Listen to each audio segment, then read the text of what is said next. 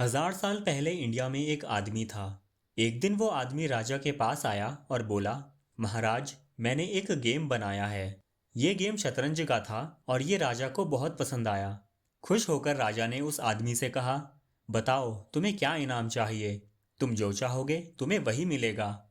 उस आदमी ने कहा, शतरंज के पहले स्क्वायर पे चावल का एक दाना रख दो, दूसरे स्क्वायर पे दो दाने, तीसरे स्क्वायर पे चार दाने और इन्हें आगे के स्क्वायर पे डबल करते रहो। राजा ने सोचा कि ये आदमी इतना अच्छा गेम बनाने के बाद भी कितना छोटा सा इनाम मांग रहा है।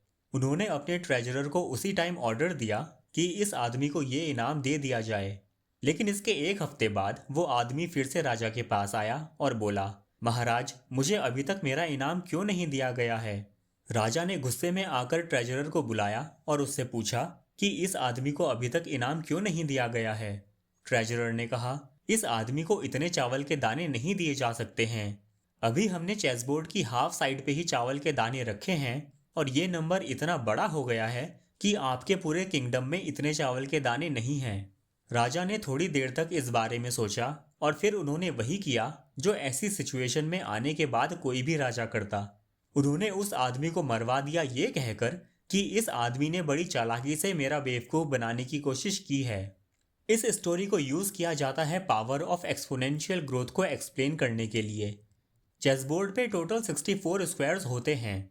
अगर हम फर्स्ट स्क्वायर पे चावल का एक दाना रखेंगे, दूसरे स्क्वायर पे दो, तीसरे स्क्वायर पे चार और हर नेक्स्ट स्क्वायर पे इस नंबर को डबल करते जाएंगे, तो जब तक हम 64th स्क्वायर पे पहुंचेंगे तब हम 18 क्विंटिलियन चावल के दाने कैलकुलेट कर चुके होंगे। अगर हम सिर्फ मैथमेटिक्स की बात करें तो इस स्टोरी को एक्सट्रीम ग्रोथ का कॉन्सेप्ट एक्सप्लेन करने में यूज किया जाता है। लेकिन अगर रियल वर्ल्ड की बात की जाए तो ये स्टोरी हमें बताती है कि हम इस यूनिवर्स में चेंज, ग्रोथ और बैलेंस से किस तरह कनेक्टेड हैं। ये स्टोरी बहुत अच्छा एग्जाम्पल है कि कैसे स्मॉल लेकिन कंसिस्टेंट चेंजेस हमें फ्यूचर में अनइमेजिनेबल रिजल्ट्स देते हैं। और इसी टॉपिक पे आज हम इस वीडियो में बात करने वाले हैं। ताओइज्म फिलॉसफी हमें सिखाती है कि कैसे हमें नेचर को क्लोजली ऑब्जर्व करना चाहिए, क्योंकि इसमें हमारे एग्जिस्टेंस के सीक्रेट्स छुपे हुए होते हैं। नेचर में ही हमें एक्सपोनेंशियल ग्रोथ देखने को मिलती है। हम जमीन में एक छोटा सा बीज बोते हैं, लेकिन टाइम के साथ साथ उसमें से एक पौधा बाहर आता है और फिर कुछ सालों में ही वो पौधा एक इतना बड़ा पेड़ बन जाता है कि वो अपने आसपास का एरिया और एनवायरनमेंट भी चेंज कर देता है। एक्सपोनेंशियल ग्रोथ का फर्स्ट स्टेप भी बहुत छोटा होता है, लेकिन फ्यूचर में ये ग्रोथ बहुत ट्रांसफॉर्मेटिव होती है। और इसीलिए स्टार्टिंग और एंड रिजल्ट में जो टाइम गैप होता है उसमें हमें पेशेंस और ह्यूमिलिटी शो करनी चाहिए और कंटिन्यूसली स्मॉल एफर्ट्स लगाते रहना चाहिए, क्योंकि यही स्मॉल एफर्ट्स फ्यूचर में हमें ग्रेट आउटकम्स देते हैं। एक्सपोनेंशियल ग्रोथ एक ऐसा कॉन्सेप्ट है जो हमें इस दुनिया में कहीं भी देखने को मिल सकता है और किसी भी वे में देखने को मिल सकता है, फिर चाहे वो अच्छी चीज हो या बुरी चीज। आप टेक्नोलॉजी का ही एग्जाम्पल ले लीजिए। 1950s में कंप्यूटर्स का साइज एक लार्ज रूम के बराबर होता था, लेकिन आज पहले से भी कहीं ज्यादा एडवांस्ड कंप्यूटर्स हमारी पॉकेट में आ सकते हैं। लेकिन एक्सपोनेंशियल ग्रोथ हमेशा ही बेनिफिशियल नहीं होती है।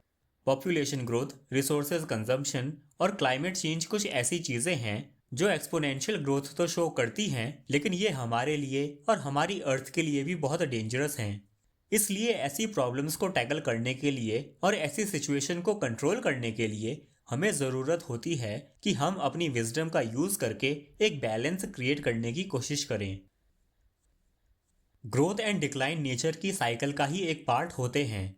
पेड़ ग्रो होते हैं, लेकिन टाइम के साथ साथ वो भी एक दिन मर जाते हैं और वापस से मिट्टी का ही हिस्सा बन जाते हैं। और इसी तरह से एक्सपोनेंशियल ग्रोथ की भी अपनी लिमिटेशंस होती हैं। अगर कोई चीज़ बहुत जल्दी बड़ी हो जाती है तो वो अपने ही वेट के नीचे दब जाती है और कोलैप्स हो जाती है। इसी बात को हम अपने फाइनेंसेस पे अच्छे से अप्लाई कर सकते हैं। अगर हम बैंक से एक स्मॉल एंड मैनेजेबल लोन लेते हैं और हम उसकी ईएमआई कंटिन्यूसली एफर्ट्स की हेल्प से टाइम पे करते रहते हैं तो ये हमें एक अच्छी ग्रोथ देगा। लेकिन अगर हम एक्सेसिव अमाउंट में लोन ले लेंगे तो हमारे फाइनेंसेस हमारे कंट्रोल से बाहर निकल जाएंगे और हमें फाइनेंशियल कोलैप्स फेस करना पड़ जाएगा।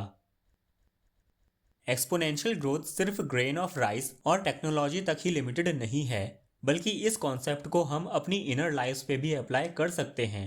अगर हम काइंडनेस, मेडिटेशन और लर्निंग पे small but consistent efforts apply करेंगे तो हमें फ्यूचर में ट्रांसफॉर्मेटिव रिजल्ट्स मिलेंगे। अगर आप डेली ग्रेटिट्यूड प्रैक्टिस करेंगे तो ओवर द वीक्स, मंथ्स और ईयर्स में आपकी लाइफ कंप्लीटली ट्रांसफॉर्मेटिव हो जाएगी। आप देखेंगे कि आपका पर्सपेक्टिव चेंज हो गया है और इसके साथ ही आपकी लाइफ में पीस और हैप्पीनेस भी आ रही है। इस चेसबोर्ड वाली स्टोरी से हम 3 चीजें सीखते हैं। फर्स्ट है कि एक्सपोनेंशियल ग्रोथ एक बहुत पावरफुल फोर्स है। सेकंड है कि ग्रोथ हमेशा रिदम्स ऑफ लाइफ से बैलेंस्ड और अलाइंड रहनी चाहिए। और थर्ड है कि हमारे स्मॉल और कंसिस्टेंट एक्शंस फ्यूचर में हमें बहुत बड़े रिजल्ट्स देते हैं। आप जो भी काम करना चाहते हैं उसके बारे में सोचिए कि आप उस काम को करने के लिए कौन से स्मॉल स्टेप्स आज ले सकते हैं जो फ्यूचर में आपको हेल्प करेंगे ये काम पूरा करने के लिए। आज आप जो इन स्मॉल स्टेप्स का रिजल्ट एक्सपेक्ट करेंगे आपको डेफिनेटली फ्यूचर में उससे ज़्यादा रिजल्ट्स ही मिलेंगे। इसके बारे में आपकी ओपिनियन क्या है वो मुझे आप कमेंट बॉक्स में ज़रूर बताइएगा। Thank you for watching the video and thank you for subscribing.